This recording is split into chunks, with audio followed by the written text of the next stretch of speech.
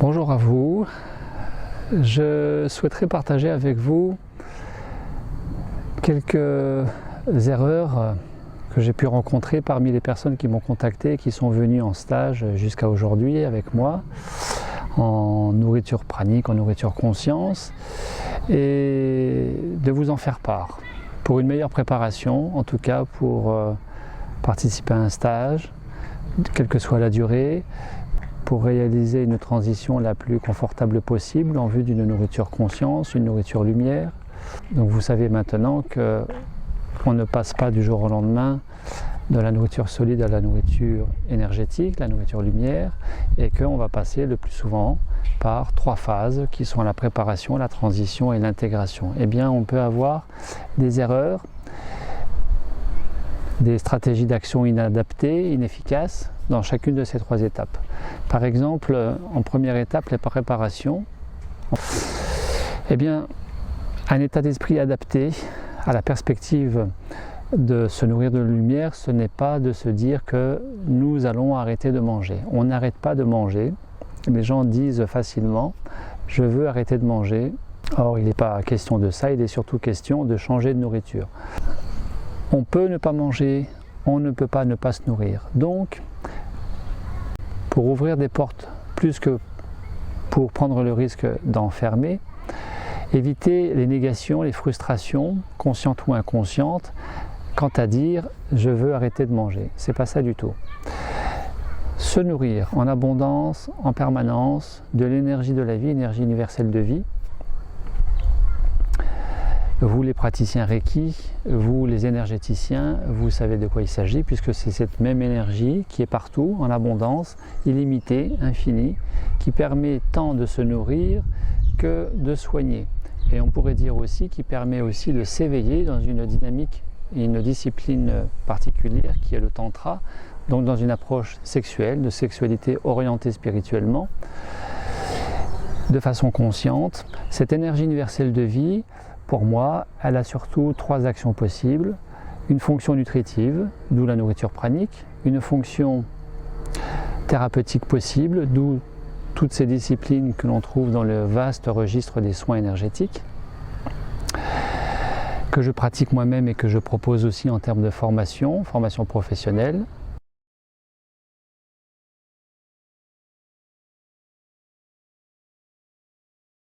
Et puis, 3e volet possible de la lumière, ça va être cette possibilité d'éveiller et d'éveiller la conscience de façon plus probante, avec une orientation maîtrisée, canalisée, spirituelle de la sexualité. Ça, c'est un autre volet. Tantra, soins énergétiques, prana, nutritif, en vue de changer de nourriture, pour une nourriture plus saine, plus déployante, plus joyeuse, source de davantage de joie, infiniment plus de joie, de liberté bien sûr et de conscience au présent.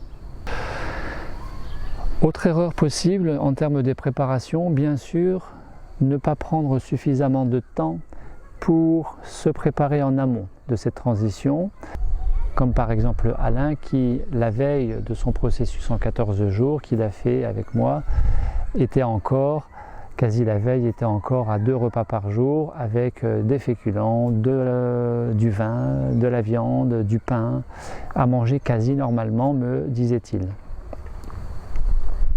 Inversement, ce n'est pas parce que vous préparez suffisamment longtemps en amont une transition grâce à la règle des 3V, fruits et légumes, vivants, variés,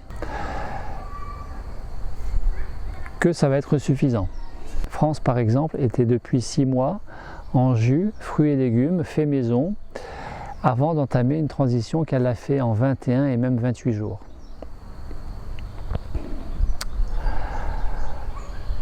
Puisque la préparation, si vous regardez ou revoyez cette vidéo que j'avais fait il y a quelques temps sur comment se préparer à un stage en nourriture pranique, il est question de préparer les 4 corps et pas simplement alimentairement parlant, ce qui passe par la bouche, préparation physique, mentale, émotionnelle, spirituelle. Donc s'attacher à cette quadruple préparation et pas simplement manger moins, manger mieux.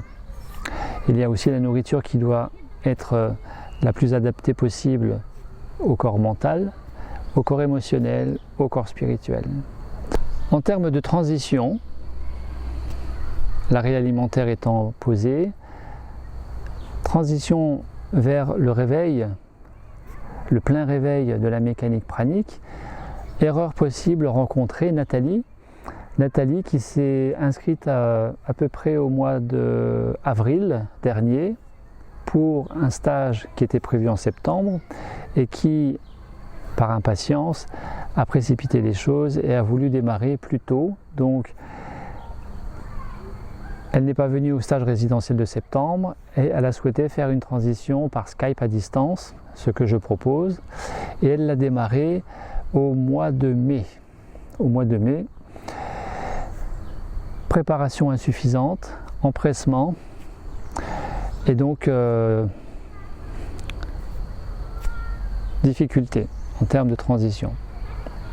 Autre erreur possible, c'est vrai qu'on ne fait pas toujours ce que l'on veut, il y a aussi des contraintes, des obligations, des charges à honorer, à respecter, à s'acquitter au quotidien.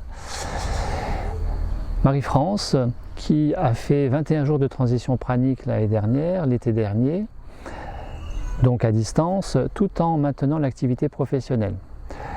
Une transition en nourriture pranique, c'est une pause. On se pose, on se repose, on dépose ses bagages, on dépose son fardeau, on dépose ses soucis, on se met en retrait du monde actif. Quand on est retraité, c'est plus facile, c'est sûr. Il y a les congés, il y a plusieurs possibilités, il y a plusieurs formules possibles.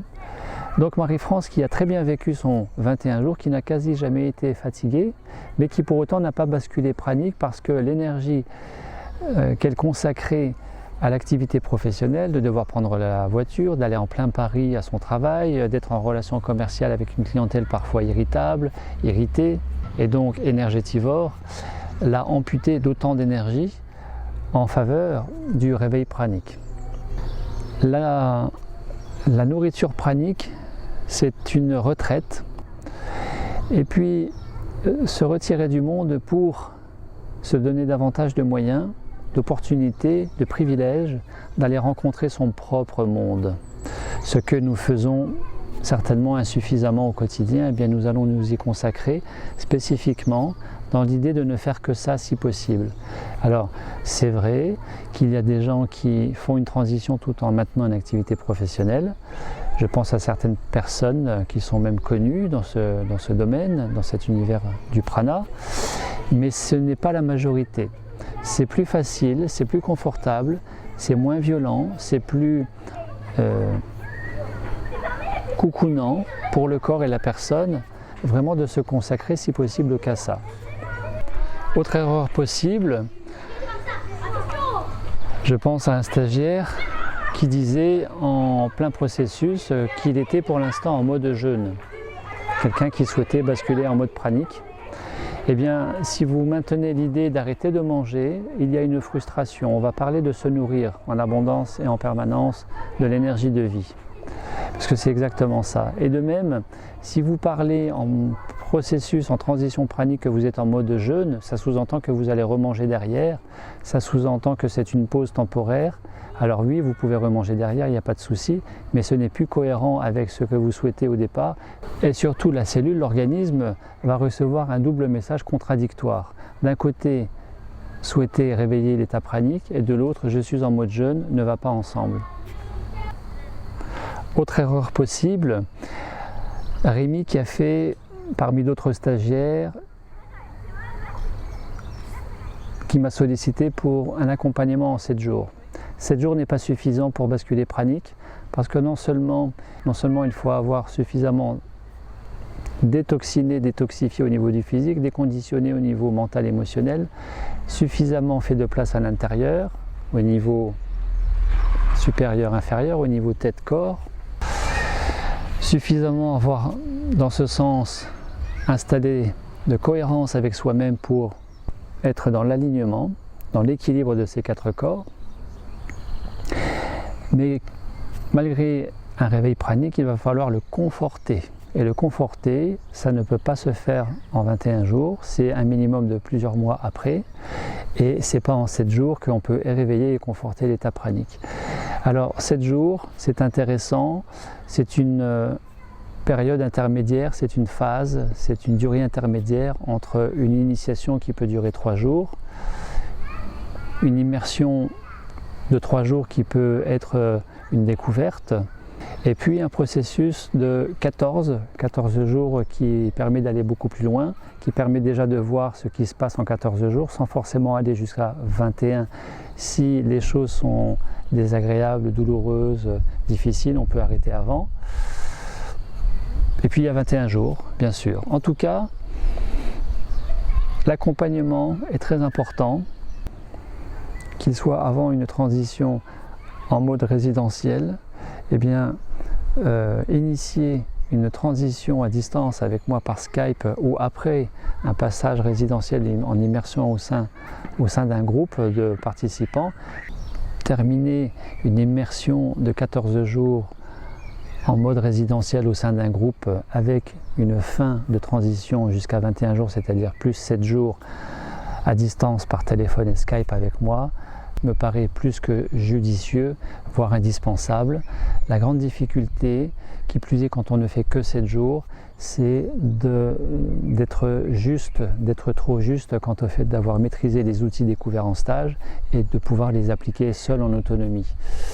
Et ce qui se voit le plus souvent, eh bien, ça va être comme Anita, François, je vous dis bonjour, mais d'avoir fait 14 jours et de ne pas avoir suffisamment maintenu l'imprégnation pranique avec ces pratiques, ces petites méthodes, avec ces petites pratiques que nous faisons ensemble, qui fait que rattrapé par le quotidien, l'envie de voir du monde, s'occuper du jardin, l'envie de se faire plaisir, d'aller à droite à gauche, l'envie d'aller voir des amis, de sortir, et puis peut-être d'être rattrapé par les contraintes, par les factures, les petites contrariétés, fait qu'on décroche au niveau de l'imprégnation pranique qui n'a pas été suffisante, qui plus est, pour réveiller l'état pranique. Donc l'accompagnement, il est fondamental, tant en préparation qu'en transition, qu'en intégration, à mon sens.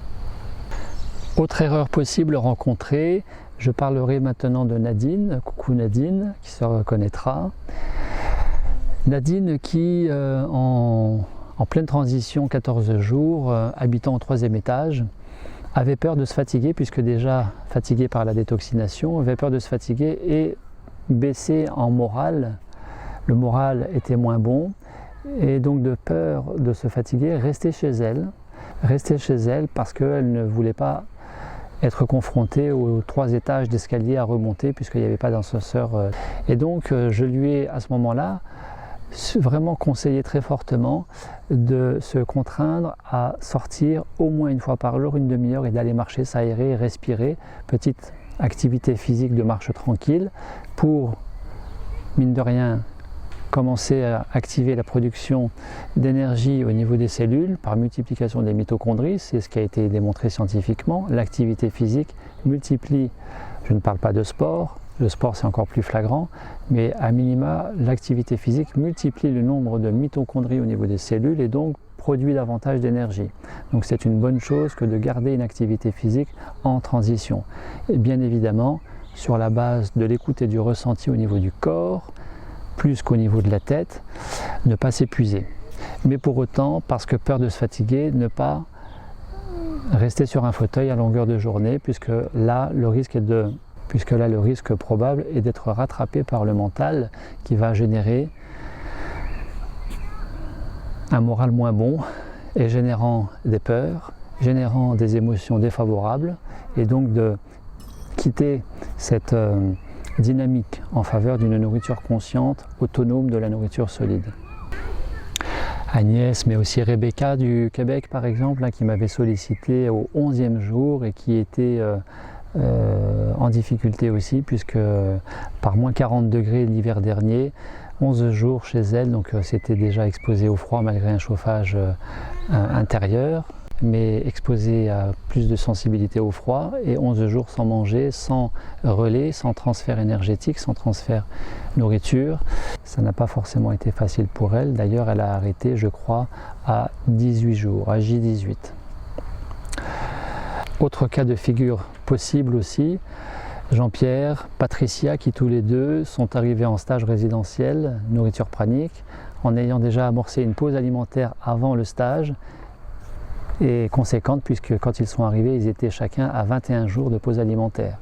Seuls, sans véritable pratique spécifique prana, spécifique nutritive, et donc affaiblis, amaigris, processus compromis dès le départ.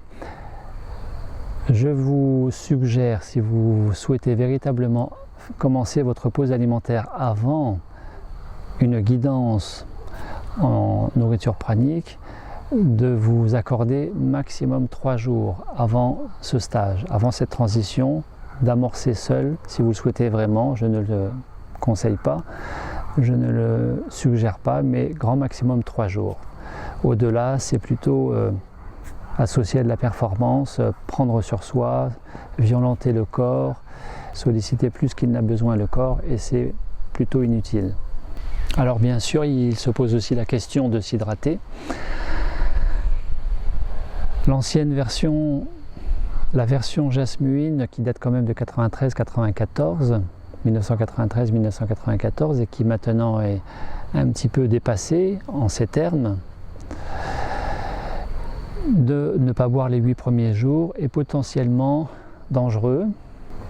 C'est intéressant par rapport au principe d'autophagie et d'autolyse de la cellule, qui a été étudié et qui a fait l'objet du prix Nobel de médecine en octobre 2016 par ce biologiste japonais. D'accord, mais 8 jours c'est très important, 8 jours c'est très long, tout le monde n'en est pas capable, c'est potentiellement dangereux, donc vraiment je ne suggère pas de ne pas boire, tant en préparation qu'en transition.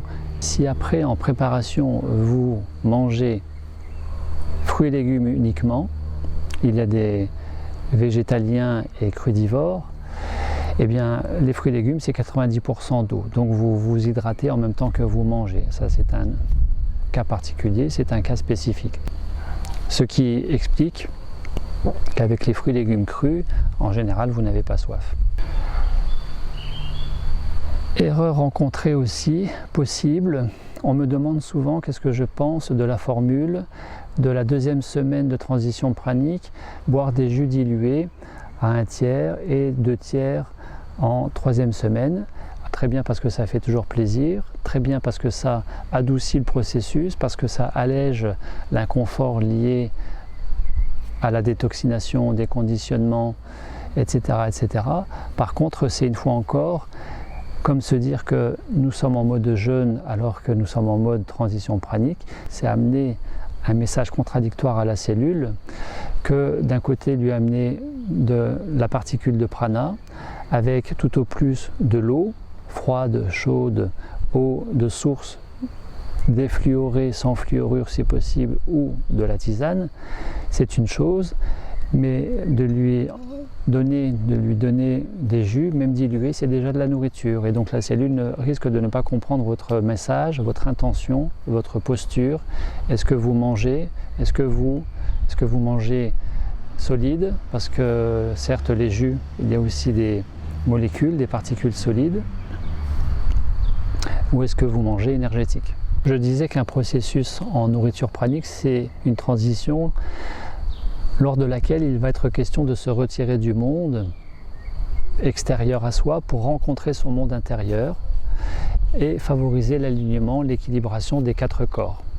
Et cela va passer par des temps d'introspection, partagés en groupe lors de pratiques, d'ateliers, mais aussi seul avec soi-même en allant s'imprégner du silence, de façon formalisée avec de la méditation ou simplement en marche silencieuse, en marche tranquille ou en faisant une petite sieste l'après-midi sur son lit.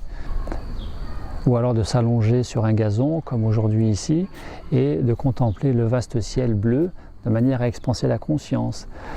Alors par rapport à ça, Étienne par exemple, qui était un stagiaire plus que bavard, très prolixe et qui en oubliait, pour le coup il s'oubliait un petit peu, qui en oubliait justement cette introspection, cette intériorisation, se retirer avec lui-même et ne pas être trop avec le groupe.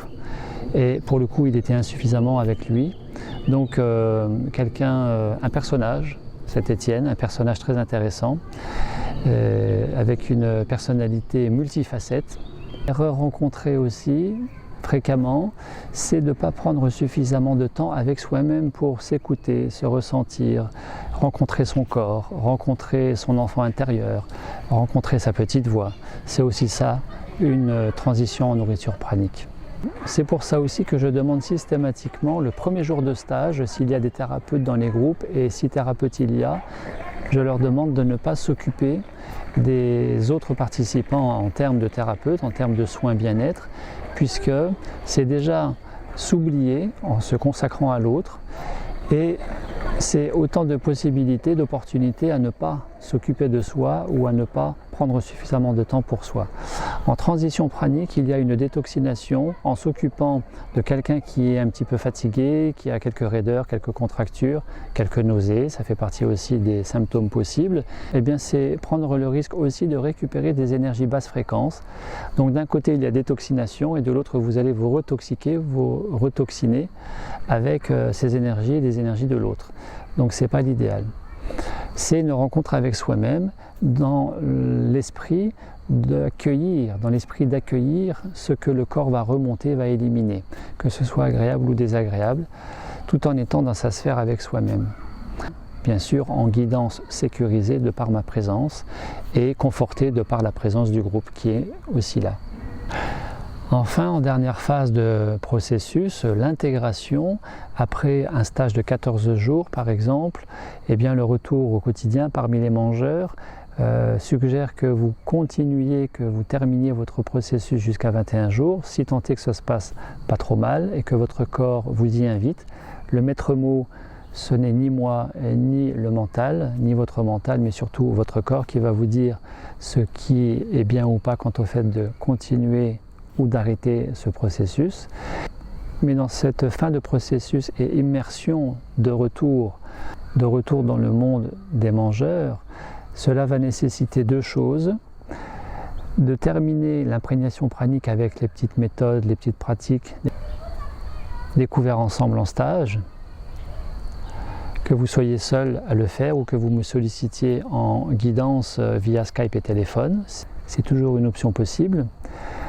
Terminer l'imprégnation, mais aussi vous affirmer. S'affirmer, ce n'est pas s'opposer, se rebeller, écraser, convaincre, intimider, éblouir. S'affirmer, c'est respecter ses besoins tout en respectant les besoins de l'autre, sans se laisser convaincre parce que justement vous-même, vous n'allez pas chercher à convaincre. Bien souvent l'autre, que ce soit la famille, l'entourage proche, les amis, les collègues, ont besoin d'être rassurés parce qu'ils ne connaissent pas. Ils ne connaissent pas, donc il y a besoin un minimum de leur expliquer, de les rassurer et surtout de leur faire savoir qu'ils entendent, qu'ils comprennent que vous ne cherchez surtout pas à les convaincre et à vouloir qu'ils fassent pareil. À partir de là, c'est simplement suggérer, inviter l'autre à accueillir votre différence. C'est pour le coup, c'est finalement une différence parmi tant d'autres que d'avoir changé de nourriture, comme de ne plus fumer, comme de ne plus manger de viande, comme d'être homosexuel, ou comme d'être noir africain, ou comme d'être très petit en taille, ou très grand, etc., etc. Voilà, chers amis. Bien sûr, cette énumération est très loin d'être exhaustive. Bien sûr, il y a toujours des cas particuliers, il y a toujours des situations non rencontrées, non connues à ce jour. En tout cas, la nourriture pranique préparation, transition, intégration, c'est l'aventure de la nourriture en conscience, de la liberté retrouvée avec ses conditionnements à lâcher, et puis être bien dans sa peau, bien dans son corps. Merci à vous et à très bientôt. Au revoir.